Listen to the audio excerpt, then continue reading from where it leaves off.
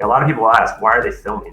To me, it shows a lot of intent, is that this was either a situation where they intercepted this plane because the plane went dark, and in a post 9/11 world, there's no chance that they're not going to track it.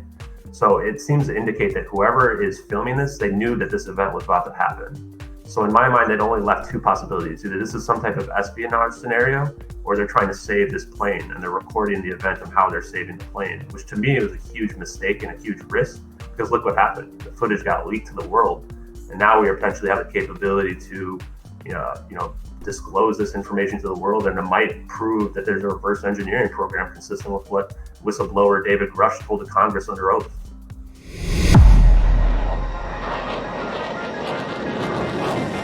Chris Lehto, welcome to Lehto Files. All right, welcome to Lehto Files. I'm here with Ashton Forbes. He has been on a mission with MH370 and the videos. If you're anything like me, then you initially discounted the videos. They seem impossible to believe. But now looking into it, and based on Ashton's dedication, along with hundreds, sounds like maybe even thousands of other people, it sounds like this case isn't so obviously debunked after all. So I'm here with Ashton. Thanks for being here, man. Hey, thanks, Chris, for having me. I'm a big fan of yours. Excellent. So we have the IR video here on the left, and then we have the overhead. I just took one of the overlays. The actual video looks more like this, which we'll talk about is a stereoscopic view, most likely, and it sounds like you can defend it, is a stereoscopic view from a spy satellite. Leaked is what your argument is. Okay, so for me, I don't speak for the U.S. government. This is all just my own opinions, and I never had any top secret clearances or anything related to satellites. Okay, so this is all looking at for outside perspective. We'll just go through the main debunking arguments. So just kind of one by one, the prime debunking arguments. First one is, where did these videos come from? How did they get onto the network? Yeah, the first iteration of them that we can find from the Internet Archive comes from a source called Regicide Anon, who is the uploader. The first video that was released is the one we see on our right, which is the quote-unquote satellite video. And on the description of this video, it says, received March 12th, 2014. It also says source protected. The time of this upload, as according to the Internet Archive, is May 19th, 2014, which is several weeks later. The video on the left is presumably from an MQ-1C Gray Eagle, which is a drone. And the description on that one was received June 5th, 2014. And the upload date is June 13th, 2014, which is several weeks after the leak and the release of the video on the right. This seems to indicate that there was some intent in leaking these, and that they only leaked the second one after the first one was not given serious consideration. Okay, excellent. Let's talk to the first video here then. According to your research, what do you think we're looking at here? Yeah, so it looks like we are looking at presumably USA 229, which is a NOS ocean satellite surveillance pair, and it has a sister satellite next to it, officially classified as debris. Amateur astronomers have seen this satellite pair next to one another. The MH370 satellite experts have looked into this and found that this satellite was looking directly down at our location at roughly 1840 UTC, which is consistent with the original reports of the last time the plane was being tracked. This has been proven that what we're seeing here is not two duplicated videos, but actually two cameras from slightly different angles, which create a parallax and 3D effect. We've also gone ahead and used some software to overlay it to create an actual 3D video that you can use red and blue glasses to watch as if you were in the movie theaters. Okay, I see. The point of this video is not to convince people that this is true, right? The point is to convince them that there's more to this case, and that if they want more information, they can go to your X or subscribe here, and we'll have you back on once you crack the case even more wide open, if that's the case. But here now, let's go to the actual satellite. You mentioned your astronomer. Can you relay here basically what we're looking at here? So this is a recreation of USA 229, that satellite we're mentioning. You can see there's two right next to each other. So this is an approximation of how far they would be apart to create that parallax effect. The bubble that you see there is what we're estimating is about a 1,000 kilometer diameter. It may even be able to view a much wider field of view than that.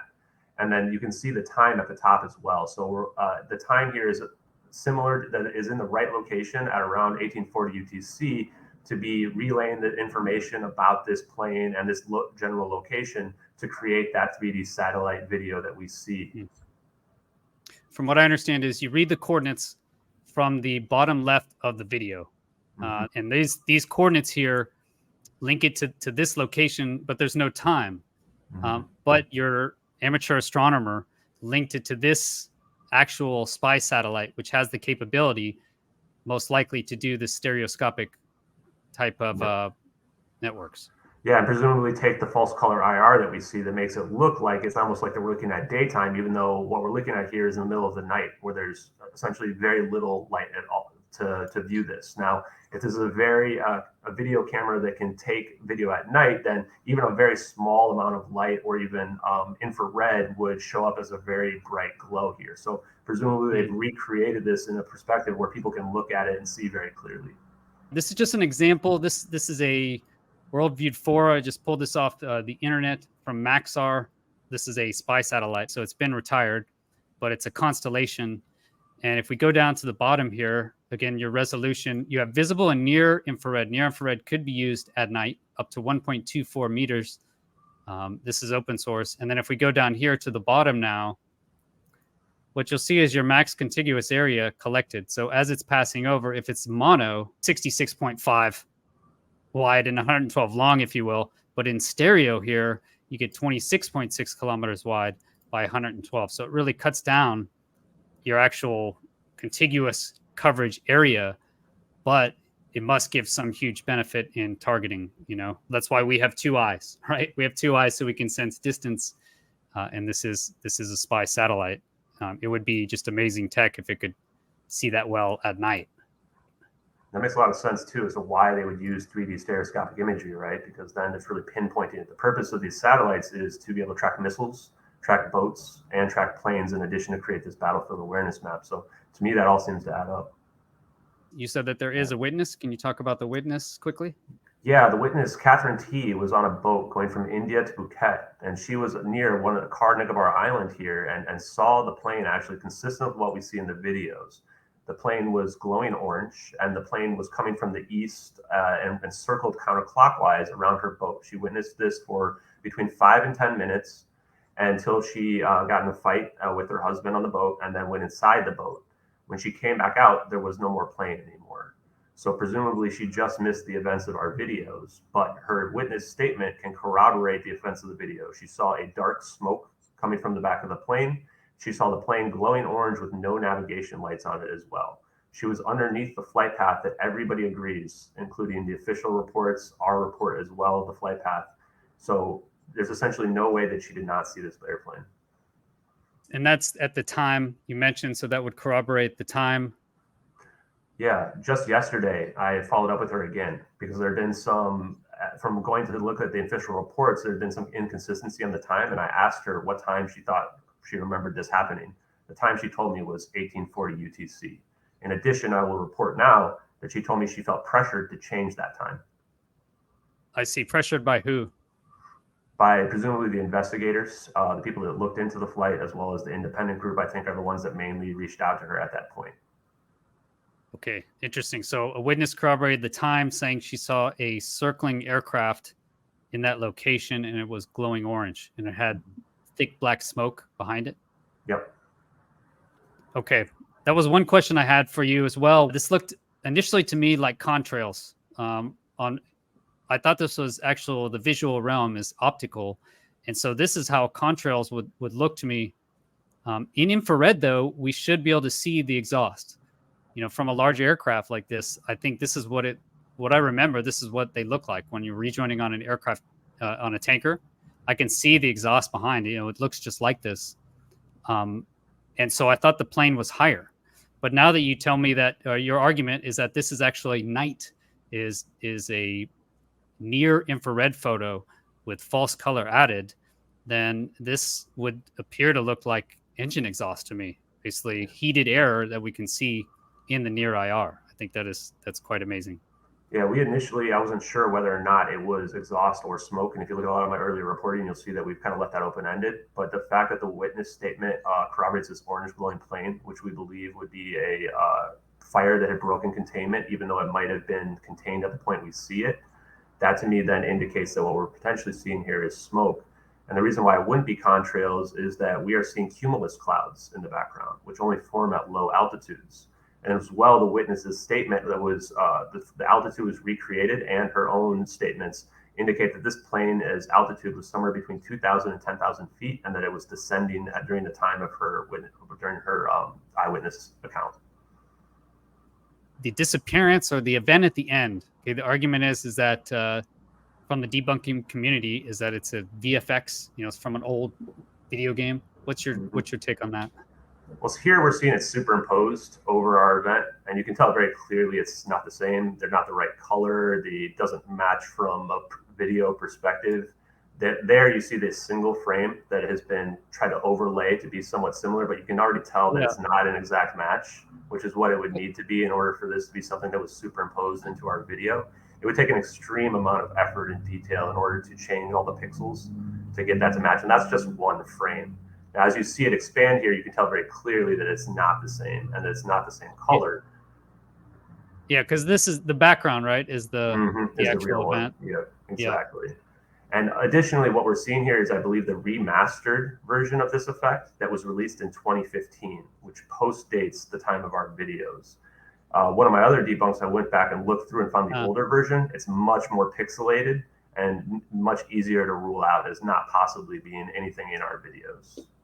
I mean, a video game from the 90s, the resolution is much, much worse. So on the right is what you have from the actual video. Yeah. Right. And this is where you can tell that what was done here is they attempted to use a single frame to try to debunk it. But when you look at the whole effect, you can pretty clearly tell that it's not nearly equivalent. Yeah. And this is the lower quality version of it here. That was the video game. Oh, so this is what they supposedly copied to make the video. Yep. Okay, so it doesn't match then. The argument that it matches perfectly and it's 100%. I think that's conclusively ruled out, in my mind. Okay. How do you think the videos came out?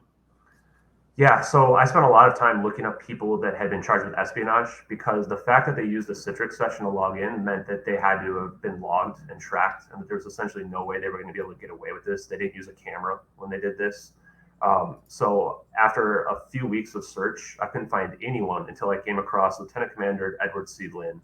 And he was part of a special squadron that had access, top secret clearance, and compartmentalized access, that he worked with signals intelligence, that they tried to get him for life in prison on espionage charges, but he wasn't a spy. And as we can tell from the videos, the person that recorded this was not a spy. They just wanted to do the right thing.